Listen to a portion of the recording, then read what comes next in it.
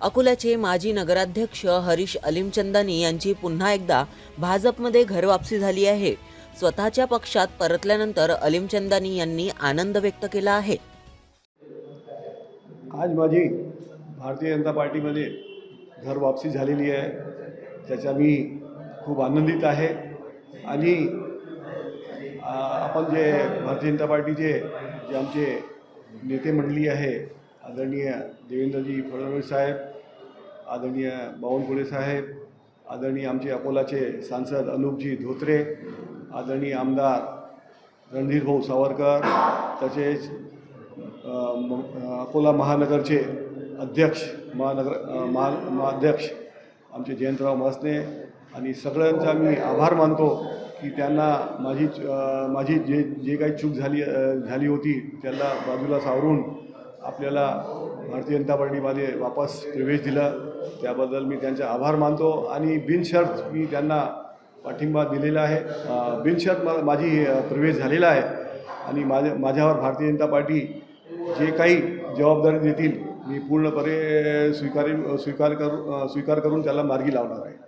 जय श्री। विधानसभा निवडणुकीच्या वेळी हरीश अलीमचंदानी यांच्याशी बोलण्यासाठी मुख्यमंत्री देवेंद्र फडणवीस यांनी नागपुरातून विकी कुकरेजा यांना अकोल्यात पाठवले होते। मात्र विधानसभा निवडणुकीच्या वेळी योग्य ती चर्चा यशस्वी झाली नव्हती।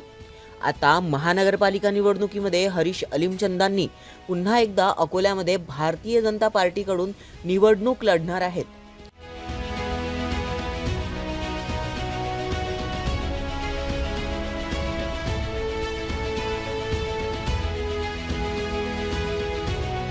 सिंधी समाज आणि अकोल्यातील व्यापारी वर्गाचे प्रतिनिधित्व करणारे अलीमचंदानी यांच्याकडे क्लीन इमेज पर्सन म्हणून पाहिले जाते। अकोल्याचे नगराध्यक्ष असताना सकाळी 6 वाजेपासूनच हरीश अलीमचंदानी स्वतः फील्डवर उतरायचे।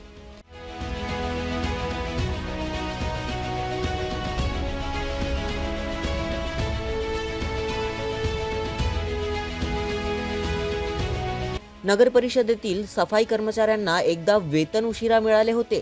दिवाळीचा हा कालावधी होता, त्यावेळी नगराध्यक्ष असलेल्या अलीमचंदानी यांनी अनेक कर्मचाऱ्यांना आपल्या प्रतिष्ठानातून आर्थिक मदत केली होती।